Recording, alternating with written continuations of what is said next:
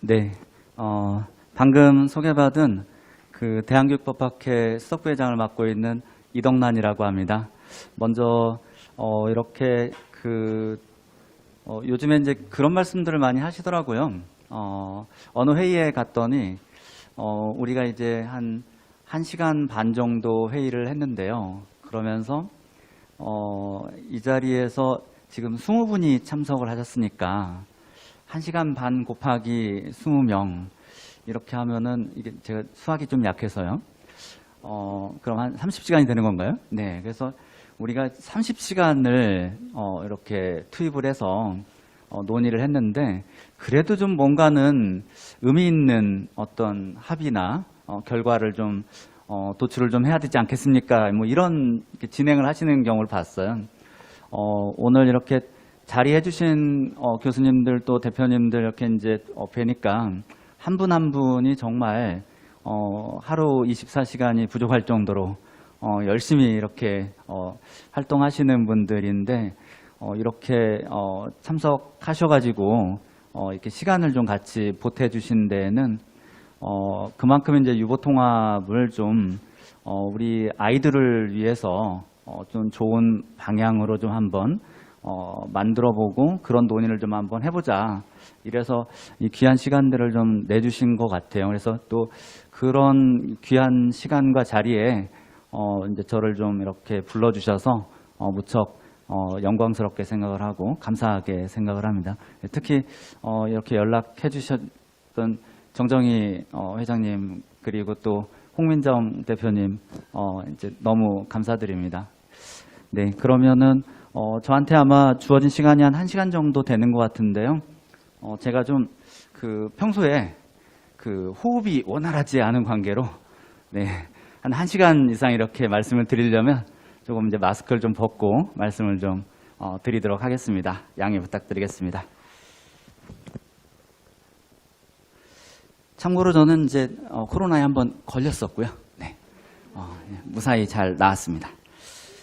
자, 그러면은 오늘 이제 말씀드린 내용들을 한번 시간에 맞춰서 말씀을 좀 드려보고요. 또 이제 부족한 점들은 질의응답도 있다고 하고 아마 질의응답이 꼭 질문하시고 이제 저는 답하고 이런 것보다는 좀 같이 집단지성을 좀 발휘해보자 이런 취지로 알고 있습니다. 그래서 저도 최대한 부담을 갖지 않고 말씀을 좀 드려보도록 하겠습니다.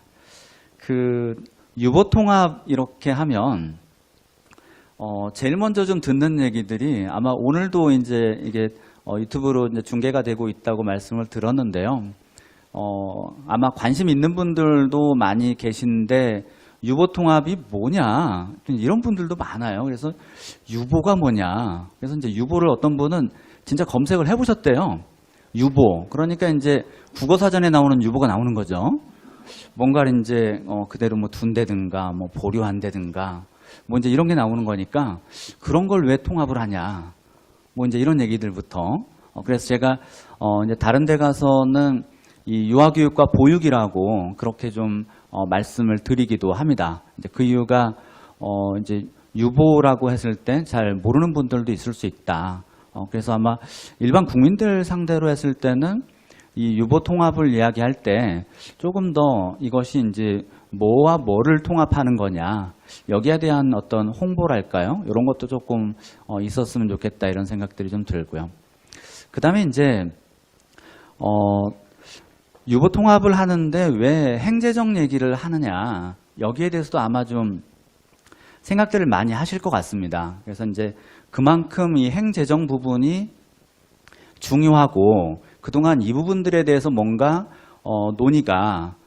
논의는 정말 그동안 해도 많은 분들이 많은 시간을 들여서 논의를 하셨는데 뭔가 이제 결론을 내리지를 못한 거죠. 그러니까 아마 그분들의 그동안의 시간을 곱하면 어마어마할 것 같아요. 그래서 이제 계속해서 이렇게 많은 분들의 시간을 쌓아만 갈 거냐. 이제는 조금은 결론을 좀 내렸으면 좋겠다. 또 그러기 위해서는 이제는 논의를 행재정의 통합부터 하는 게 좋겠다 하는 취지입니다. 그리고 이제 제가 부제를 쓰면서 좀 고민을 많이 했어요. 그런데 이제 부제를 교육부로 일원화하고 또 물리적 통합으로 시작을 하자. 이제 물리적 통합은 이제 화학적인 결합은 아니라는 거죠. 그러니까 같이 막 섞여서 하나로 되거나 형질이 뭔가 변경이 되거나 이런 건 아니고 기존에 있던 그대로 오는 것이다. 그런 의미로 해서 물리적 통합이라고 하는 용어를 써봤고요. 이제 교육부로 일원화라고 했을 때 제가 이제 제가 다니고 있는 회사에서 공식적으로 문서에 쓸 때는 이제 특정 부처를 언급하지는 않습니다. 네. 그런데 이제 소관부처 일원화라고 표현을 하죠. 그런데 오늘은 이제 좀 뭔가 우리가 좀 논의를 제대로 하려면 그러면 발제자 입장에서도 좀 뭔가 생각들을 좀 정확하게 좀 전달을 하고 그리고 논의를 해보자고 하면 좀 더 나은 생각들도 나올 수 있고요. 그래서 제목에다 좀 표현을 해보자. 그래서 아마 이 제목 때문에 좀 저를 싫어하시거나 뭐 이런 분들이 있을 수 있는데 좀 이제 제 얘기를 좀 끝까지 들어보고 그리고 나서 한번 판단을 했으면 좋겠다. 이런 생각을 좀 해봅니다. 자, 그럼 이제 제가 요 두 가지가 같이 익숙하진 않은데 네. 이 들어가면에서는 이제 방금 말씀드린 그 부분들에 대한 말씀을 좀 드렸고요. 제가 이제 법을 전공 내지는 이제 공부하고 있다 이제 이런 표현을 좀 쓰는데 사실은 대한민국에 교육법 전공이 없습니다. 네. 그래서 교육법을 공부를 하고 싶어도 공부를 좀 할 수가 없는 거죠. 그런데 유보통합을 하는데 왜 주로 법에 대해서 공부를 하는 저 같은 사람을 불렀을까? 또 제가 보기에도 법 없이도 살 것 같아 보이죠? 네. 네. 그래서 어디 가서 저분이 저기 법으로 이렇게 밥을 먹고 살고 있다. 뭐 그렇게 보이지는 않을 겁니다. 네. 공감을 무척 하시는 분위기예요. 네. 네. 자, 그래서 이제 근데 제가 법을 관심을 갖게 된 계기가 사실은 유아교육법에 있었습니다. 제가 원래 전공은 이제 교육학이고 교육행정을 이제 주로 이제 전공을 했는데요. 그런데 박사 논문을 이제 쓰는 과정 또 쓰기 전 뭐 이런 과정에서 제가 좀 이제 고민을 했던 부분이 그거였어요. 유아교육법하고 이제 당시 영유아보육법 개정도 같이 있었는데요. 유아교육법을 둘러싸고 수년 동안 굉장히 많은 분들이 거리로 나가고 국회로 오고 교육부로 오고 이제 이런 일들을 좀 벌였는데 그런데 막상 유아교육법이 제정이 되기로 하니까 정말 순식간에 된 거예요. 그러니까 그동안에 대략 한 7, 8년여 동안에 상당한 정도의 기간 동안 언론에도 많이 오르내리고 많은 분들이 뭐 여의도 광장에도 모이고 저기 광화문에 있는 정부 청사에도 뭐 달려가고 뭐 그런 것들이 연일 보도가 되고 했었죠. 그런데 막상 입법이 되는 그 핵심적인 순간은 굉장히 짧았다는 얘기죠. 그래서 야, 이 법이라고 하는 게 도대체 뭐길래 이럴까? 그리고 법은 정말 그 전에 많은 시간들이 걸렸는데 그런데 어느 순간 법으로 정해지니까 이제는 일단락 내지는 결론이 좀 되더란 얘기죠.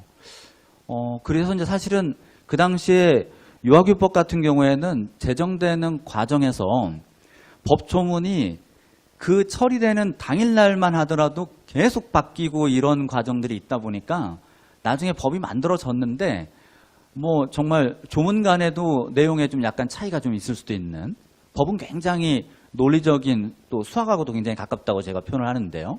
굉장히 논리적인 그런 분야인데 그렇게 순간 이런 요구가 마치 합의가 돼서 반영이 되고 이제 이러다 보면 법 서로 간에 상충이나 경합이나 이제 이런 게 발생할 수 있는 거죠.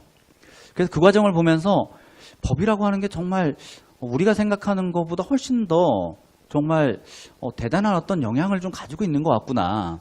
그런데 법이라고 하는 게 어느 한순간에 또 만들어져 버리기도 하는구나. 그렇다고 하면 도대체 이 법에 대해서는 어떻게 좀 공부를 해야 될까? 이제 그런 이제 계기들이 좀 됐었습니다. 그래서도 이제 제가 대한교육법학회라고 하는 이제 학회에 가서 아까 대한민국의 교육법 전공이 없다고 말씀드렸잖아요.